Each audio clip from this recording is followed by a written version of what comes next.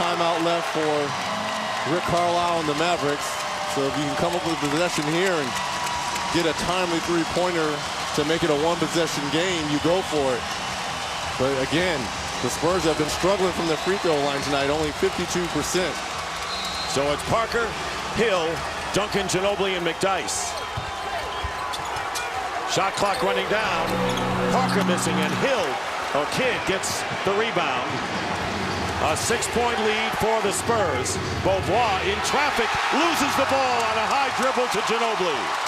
Costly turnover, and now the foul is called, and it's on Beaubois, and he better watch himself and get away from Eddie F. Rush. And this is sometimes the disadvantage of playing a rookie at such a high, volatile playoff time. Comes up with a turnover as Mark Cuban trying to take it out on the Gatorade jug.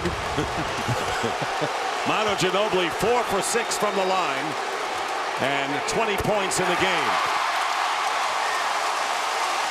That, by the way, was just the first turnover by the Mavericks in this fourth quarter. But it came at an incredibly inopportune time for them as Ginobili hits them both, and the lead is 8. Now you have to start looking at three-point opportunities. Nowitzki will try one here. Duncan, the rebound. 10 rebounds for Tim Duncan, a double-double, and no basket. The foul, obviously, before the shot by Manu. And this crowd can feel it now on their feet for the closeout. Yeah, desperation three here by Dirk. Hand in his face by Antonio McDyess. Nice rebound by Tim Duncan, but even better to get rid of it quickly tonight. Tim Duncan only 1 of 7 from the free throw line. If you were the Mavs, you had to try to tie up Tim, send him back to the free throw line. But instead it's Ginobili, who is 7 for 9 and 23 in the game. He is the high scorer for the Spurs. And wouldn't you know it, after the 7-point effort in Game 5, that this guy would come back big. 10-point lead. Not only him, but Tim Duncan as well. Yes. And here is Beaubois into the corner. They need the 3. And missing is Caron Butler. And it's saved by Haywood. And the Spurs not wanting to foul, give the shot. It's 95-87. And now the foul comes as Nowitzki picks up finally his 5th.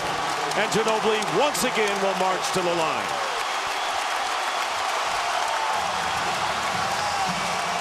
So the Mavericks, who made that big trade that you talked about and finished 23-7, their 11th straight playoff appearance. They had beaten the Spurs the last 2 times they had played them, and this was a team that many people felt their defense was better, their depth was better, most equipped to go the distance. Well, and 5 huge games down the stretch of the regular season to secure that number 2 seed.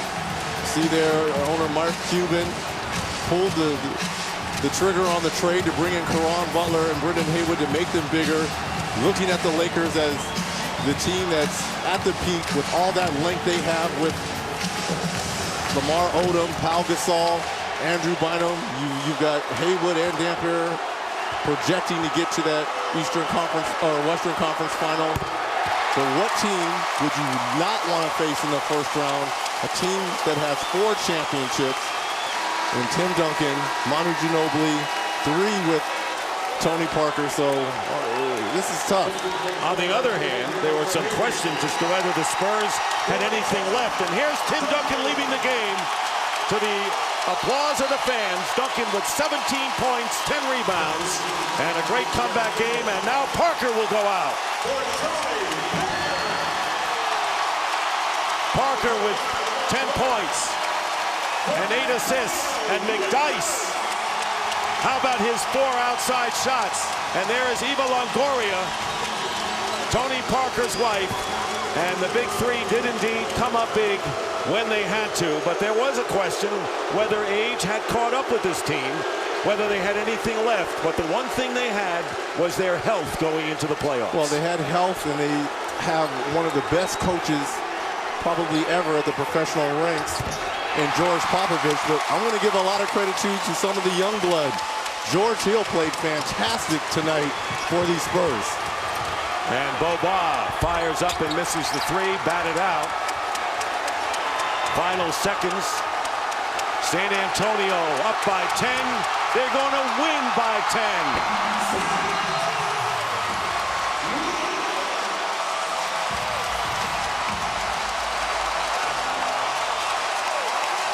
The first number 7 seed to win a best-of-7 first-round series. And the Houston Rockets were the lowest seed ever to win an NBA title. They were a number 6 back in '94-95. And after all of the bitterness and physical play, respect between these two long-term rivals. You know, you like to see this, especially at the end of the series, a very hotly contested series with two Texas rivals going at it, the handshakes, and the San Antonio Spurs found a way to hold off a blitz from the Dallas Mavericks in that second half. And so the Spurs will play the winner of the Suns-Blazers series in the next round. And right now, let's go to Marty Snyder, who's with Manu Ginobili and George Hill. And between these two guys, 47 points. We'll start over here with Manu. And Manu, how did you guys not let their run get you guys out of the game? Really tough, really tough. They started the third quarter hot. We couldn't make a shot. But then we started to play more aggressive defense. We could run a couple of times with Tony. And then down the stretch, we made the big shots. This kid made two big threes from the corner. That's huge. You and I have talked for 2 days about the importance of closing out tonight. How important was it, Manu? It was a game 7. We had to take it. I said there was no tomorrow. For us, there was no tomorrow. So great that we stepped up. First quarter was unbelievable, but then we kind of let it down. But down the stretch, we played much better, and we had a lot of character. Let's talk to this young kid. For you, how gratifying the big shots tonight after not playing in this series at all last year? Very big. You know, that's what I spent most of my summer on, working, so I can be able to come in here and step up and make big shots. You might get some rest. You prefer Phoenix or Portland? It doesn't matter. I think we're ready for anybody, but, you know, hopefully we get some rest and we get to rest our legs and get healthy. All right, George Hill with a big 21 points tonight, Dick. All right, Marty, thank you very much. So the Spurs eliminate the Mavericks 4-2.